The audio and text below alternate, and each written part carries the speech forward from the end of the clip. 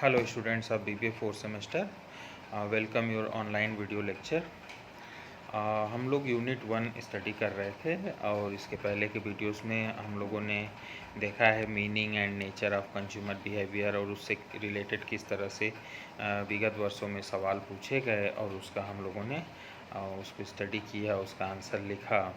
अभी हम लोग जो दूसरा टॉपिक है इसका फैक्टर अफेक्टिंग कंज्यूमर बिहेवियर, इस टॉपिक को देख रहे थे। तो इसमें हम लोगों ने क्वेश्चंस देखा था कैसे पूछे गए हैं कि क्या फैक्टर्स हैं जो कंज्यूमर बिहेवियर को इन्फ्लुएंस कर रहे हैं, वो सारे फैक्टर्स हैं किस तरह से हैं, उसको हम लोगों ने देखते हुए हम ये फैक्टर्स के साथ साथ उसमें जो भी क्वेश्चंस आए हैं 2016 में, 18 में या 17 में, 19 में, इससे रिलेटेड इन सारे क्वेश्चंस को हम लोगों ने देखा है। तो हम फैक्टर्स को स्टडी कर रहे थे, तो उसमें हम लोगों ने देखा था कि कल्चरल फैक्टर्स। अब कल्चरल फैक्टर के बाद अब हमारे सामने दूसरा फैक्टर्स जो है, जो आज हम लोग स्टडी करेंगे, और इसके अलावा भी और भी जो फैक्टर्स हैं उसको हम लोग इस वीडियो के माध्यम से पढ़ेंगे, देखेंगे कि क्या कहते हैं, क्या मतलब होता है और वो क्यों फैक्टर्स ज़रूरी हैं मार्केटर्स के लिए जानना। तो सोशल फैक्टर्स की बात करें तो सोशल फैक्टर्स क्या है, ये एक इम्पैक्ट डालता है बाइंग बिहेवियर पे कंज्यूमर का, और ये बहुत इम्पोर्टेंट है। क्योंकि ये सोशल फैक्टर में वो फैमिली आता है जिसमें वो कंज्यूमर रहता है। उस किसी भी पर्सन का रोल और स्टेटस उस पर्सन के लिए इम्पोर्टेंट हो जाता है। और रेफरेंस ग्रुप, तो ये सोशल फैक्टर्स में reference group, family, role and status of any individual या पर्सन, ये सारी चीज़ें इम्पोर्टेंट हो जाती हैं। और इनके जो भी मत हैं, जो भी डिसीज़न होता है बाइंग बिहेवियर का, कहीं ना कहीं रेफरेंस ग्रुप, फैमिली या इंडिविजुअल के रोल और स्टेटस पे भी काफ़ी हद तक डिपेंड करता है। तो ये फैक्टर उनको प्रभावित करते हैं। तो सोशल फैक्टर्स में ये आपका रेफरेंस ग्रुप, फैमिली और रोल एंड स्टेटस, ये तीन चीज़ हैं जिसको हम लोग देखें। तो रेफरेंस ग्रुप क्या होता है? रेफरेंस ग्रुप के पास एक तो बहुत ही एक पोटेंशियल उसके पास एक इस तरह से कैपेबिलिटी होती है, पोटेंसी होती है, कह सकते हैं कि वो किसी भी इंडिविजुअल को अपने बिहेवियर से क्या करता है, प्रभावित करता है। ठीक है। और प्रोडक्ट और ब्रांड के अकॉर्डिंग जो रेफरेंस ग्रुप का इम्पैक्ट है वो चेंज होता जाता है। और रेफरेंस ग्रुप जैसे जिस भी सोसाइटी में रहते हैं उस सोसाइटी से रिलेटेड हम जो भी चीज़ें देखते हैं, सुनते हैं, जिसको भी अपना रोल मॉडल मानते हैं, वो रेफरेंस में जिसकी भी हम बात करते हैं, तो वो हमारा मेंबर जो रेफरेंस ग्रुप होगा वो हमें प्रभावित करेगा किसी भी पर्टिकुलर प्रोडक्ट और सर्विस के लिए। जैसे अगर हम थम्स अप और कोक की बात करें तो हम जैसे सलमान खान या ऋतिक रोशन, माउंटेन ड्यू, ऐसे लोग रेफरेंस ग्रुप की तरह काम करते हैं। और प्रोडक्ट और ब्रांड के हिसाब से ये बदलता रहता है। जैसे मान लीजिए कि आप मैनेजमेंट फील्ड के हैं, तो कोई ऐसा बंदा जो मैनेजमेंट में बहुत अच्छा उसके पास अचीवमेंट है, तो हम उसको फॉलो कर सकते हैं, या वो हमारे लिए एज अ रेफरेंस ग्रुप का काम कर सकता है। वो एज अ हमारे लिए प्रोडक्ट के बाइंग डिसीज़न में उसकी जो ओपिनियन है वो हमारे लिए काफ़ी हद तक मायने रख सकती है या रखती है।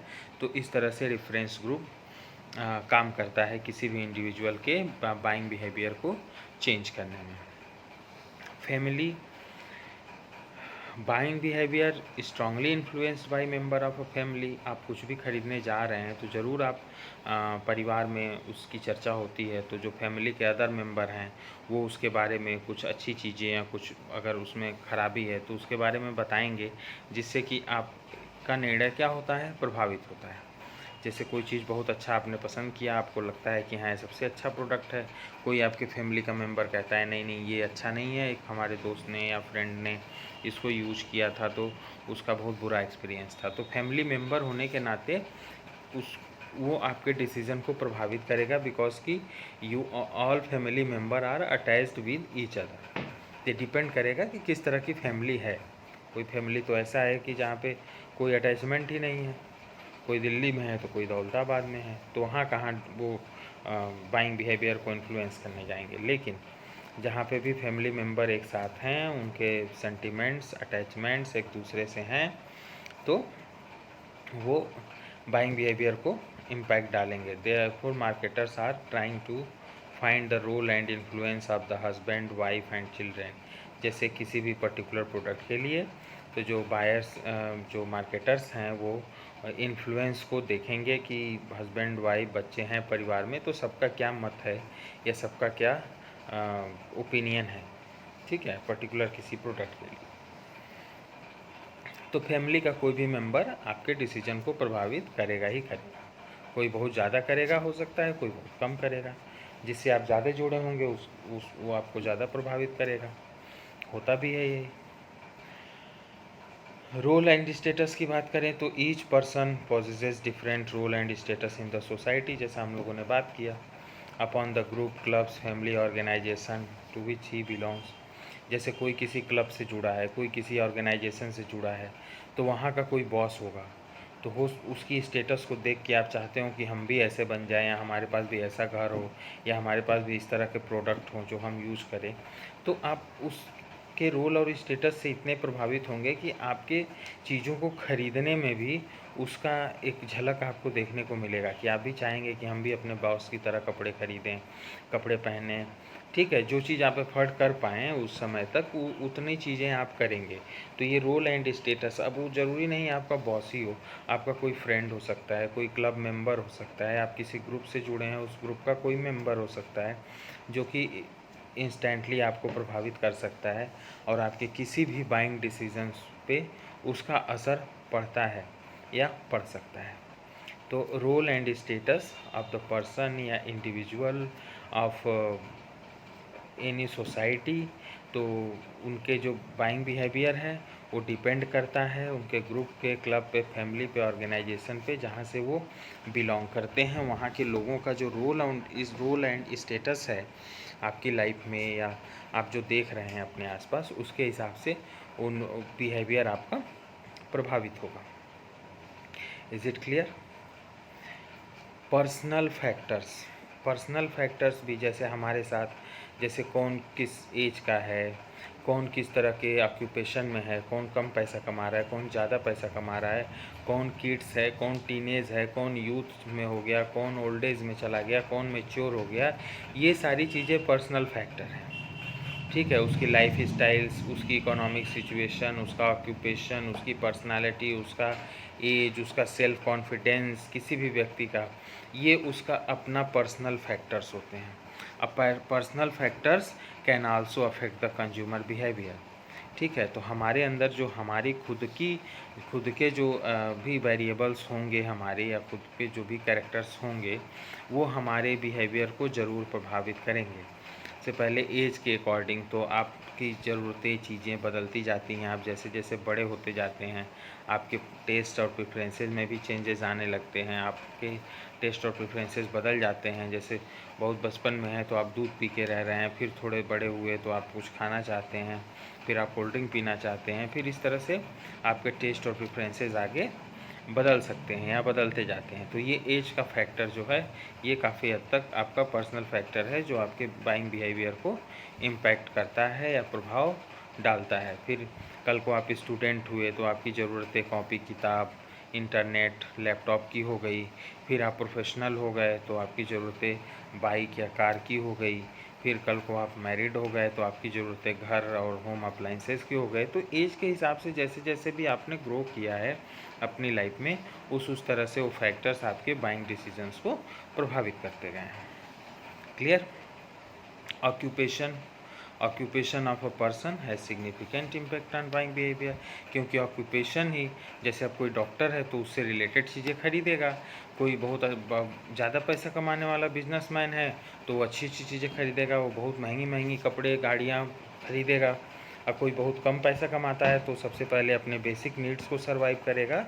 तो इस तरह से जो आपका ऑक्यूपेशन है वो ऑक्यूपेशन भी आपके बाइंग पैटर्न को या बाइंग बिहेवियर पे एक इम्पैक्ट डालेगा ही डालेगा, ठीक है।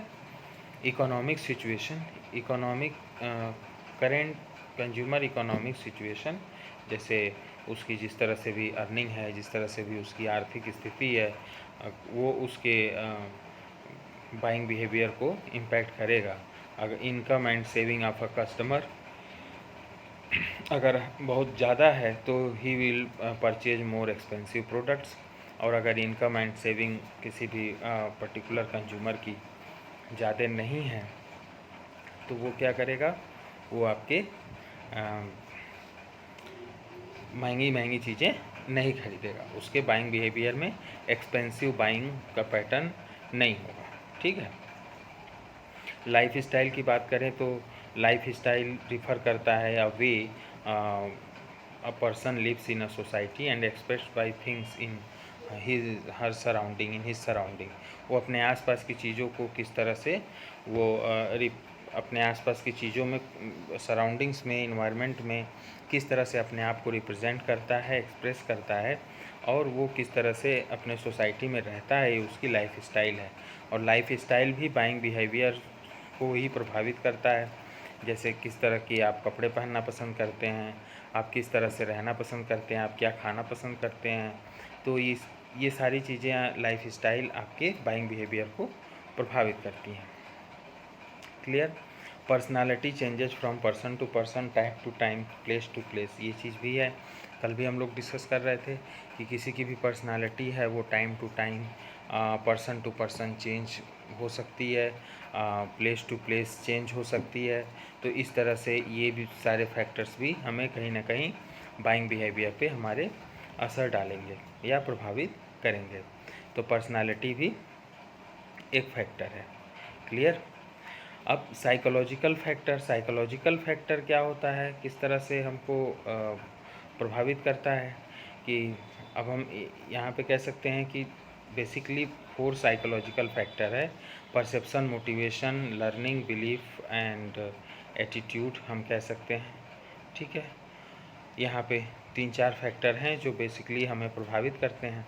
तो मोटिवेशन क्या होता है, मोटिवेशन होता है कि कस्टमर के जो डिफरेंट नीड्स होते हैं, वो नीड्स किस तरह के हैं, तो कस्टमर उस नीड के लिए क्या करता है, अपने आप को प्रिपेयर करता है, रेडी करता है, सेल्फ मोटिवेट करता है, ठीक है। जैसे कि साइकोलॉजिकल नीड्स है या बायोलॉजिकल नीड है या सोशल नीड है, तो ये मोटिवेशन जो है ये आपके बाइंग बिहेवियर को भी उसी हिसाब से प्रभावित करता है, कि लेवल ऑफ मोटिवेशन ये इफ़ेक्ट करता है।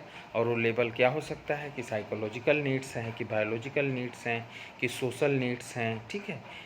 ये सारी चीज़ें इस तरह से नीड के अकॉर्डिंग कस्टमर को क्या करता है, मोटिवेशन आता है।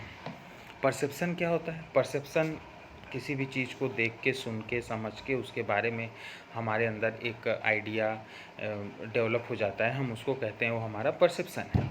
तो selecting, organising and interpreting information in a way produce a meaningful experience of the world is called perception.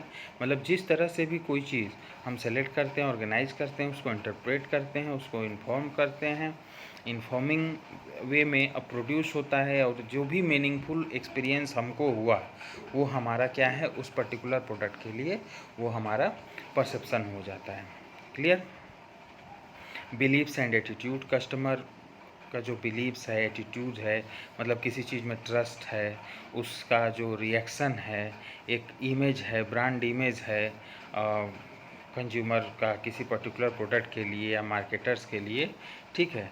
तो ये सब चीज़ें क्या हैं, एक दूसरे के लिए इंटरेस्टेड होते हैं। अगर हमारा किसी चीज़ के लिए इंटरेस्ट है, हमारा किसी ब्रांड पर ट्रस्ट है, तो हम उसके प्रोडक्ट के लिए क्या होंगे, इंटरेस्टेड होंगे, हम उसको बाय करेंगे।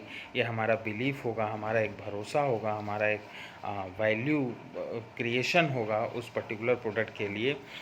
तो हम, और हमें भी मानते हैं कि वो पर्टिकुलर ऑर्गेनाइजेशन भी हमको वैल्यूएबल कस्टमर मानता है। तो ये हमारा, इसे ये भी जो फैक्टर्स है, belief and attitudes, it will also be affect our buying behaviour. Okay. Clear. तो ये सारे फैक्टर्स थे जो हम लोगों ने देखा अभी, ये हमारे बाइंग बिहेवियर को किस तरह से इम्पैक्ट डाल रहे हैं। और ये factors perception, motivation, psychological needs, या हम लोगों ने देखा अभी कि personalities, life style, economic situation, और बिल्कुल ये आप अपने डेली लाइफ में इसको अनुभव भी करते होंगे। यही सारी चीज़ें हैं जो हमको आपको किसी चीज़ पर्टिकुलर बाइंग के लिए वो प्रोत्साहित करते हैं, मोटिवेट करते हैं या डीमोटिवेट करते हैं। क्लियर? तो ये सारे फैक्टर्स ये आपके आसपास हैं, आपके अंदर हैं। ये सब हमने पॉइंट्स वाइज इस फैक्टर को स्टडी कर लिया। अब इसको हम इसमें से कोई भी क्वेश्चन आएगा तो हम इसको ईज़िली आंसर इसका हम लिख सकते हैं या लिखेंगे। ठीक है? क्लियर? आप इस वीडियो को तैयार कर लीजिए और इसके सारे क्वेश्चंस आपको फिर एज अ होमवर्क आपको रेडी करके ERP पे अपलोड कर देना है।